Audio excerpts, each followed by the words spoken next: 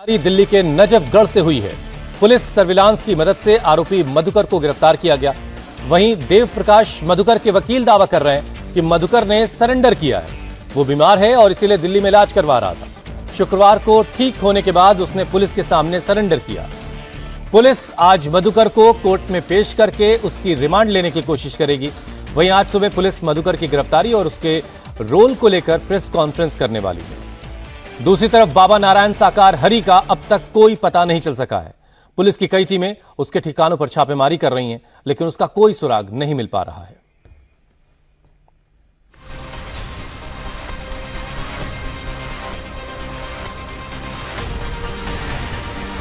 शिकंजे में आया हाथरस कांड का मुख्य आरोपी। दिल्ली से आरोपी देव प्रकाश मधुकर गिरफ्तार। वकील का दावा, गिरफ्तारी नहीं सरेंडर किया।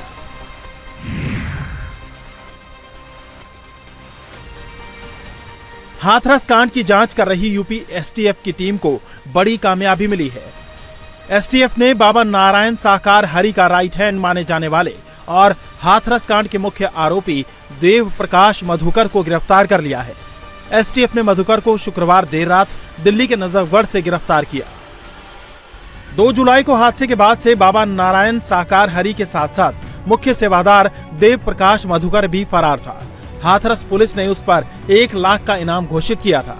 यूपी पुलिस हाथरस कांड में देव प्रकाश की गिरफ्तारी को काफी अहम मान रही है, क्योंकि देव प्रकाश मधुकर ही हाथरस में सत्संग का मुख्य आयोजक था।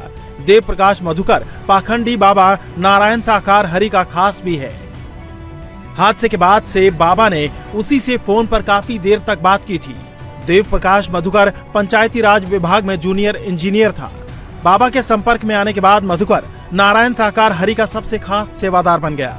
भगदड़ की घटना के बाद से देव प्रकाश मधुकर भी फरार था। इसी बीच देव प्रकाश मधुकर के वकील एपी सिंह ने दावा किया है कि एसटीएफ ने देव प्रकाश को गिरफ्तार नहीं किया। देव प्रकाश दिल्ली में अपना इलाज करा रहा था। तबीयत ठीक होने के बाद उसने सरेंडर किया है। हाथरस प्रकरण में जो एफआईआर में नामजद किए थे देव प्रकाश मधुकर, जिसे मुख्य आयोजक कहा गया था, आज हमने पुलिस को, एसआईटी को और एसटीएफ को यहाँ दिल्ली से उनके सामने, क्योंकि इलाज करा रहे थे, बुला के सरेंडर कर दिया है। ये मेरा वादा था कि हम कोई एंटीसिपेटरी बेल नहीं लगाएंगे, कोई एप्लीकेशन नहीं लगाएंगे और हम किसी कोर्ट में नहीं जाएंगे, क्योंकि हमने किया क्या, हमारा अपराध क्या है। वो इंजीनियर हैं, हार्ट पेशेंट थे। डॉक्टरों ने कहा ठीक अब थोड़ी सी स्थित है। हमने बिना किसी देर लगाए, लोग कहते अगले दिन, हमने आज वादा किया था, आज आप लोगों से कहा था कि हम देव प्रकाश मधुकर को सरेंडर करेंगे, पुलिस के सामने ले जाएंगे, पूछताछ करें, इन्वेस्टिगेशन में भाग लें, जांच में भाग लें। हमने उनको सौंप दिया है एसआईटी को और उत्तर प्रदेश पुलिस को। अब वो पूरी जांच कर लें, स्टेटमेंट कर लें, बयान कर लें, रिकॉर्ड कर लें। अब ये उनकी अपनी इच्छा है। वहीं देव प्रकाश की गिरफ्तारी पर हाथरस एसपी ने इंडिया टीवी को बताया है कि पुलिस ने देव प्रकाश को अस्पताल से नहीं बल्कि घेराबंदी करके टेक्निकल सर्विलांस की मदद से पूरी रेड करके दिल्ली से गिरफ्तार किया है। उसने कोई सरेंडर नहीं किया है।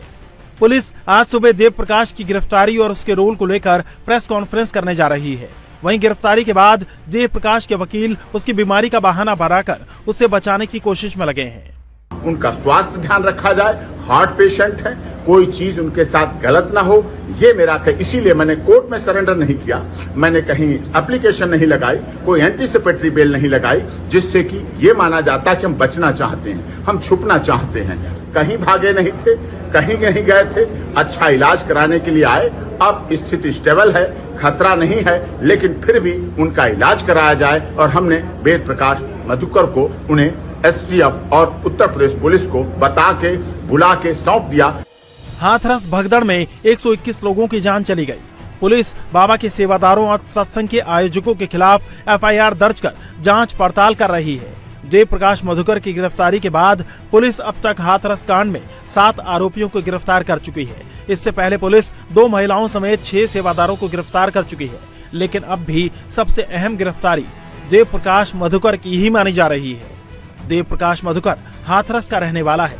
मधुकर एटा के शीतलपुर ब्लॉक में तकनीकी सहायक के पद पर था। 2010 से मधुकर संविदा पर 20 पंचायतों की मनरेगा का कामकाज देखता था। मुख्य आरोपी बनाए जाने के बाद उसे पद से हटा दिया गया है।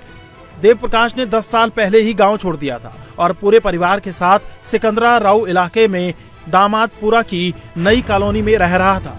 यहाँ उसका जो घर है वो भी औरों से अलग है। मधुकर के घर के मुख्य गेट के अलावा 2 और भी गेट हैं। पीछे की तरफ जो गेट है उसके अंदर वो मीटिंग किया करता था। चंदे की वसूली का काम भी यहीं से होता था। बाबा सूरजपाल के सत्संग की प्लानिंग भी यहीं बनती थी। इसी घर से अमृत प्रसाद भी बढ़ता था। अमृत प्रसाद नींबू वाली चाय होती थी।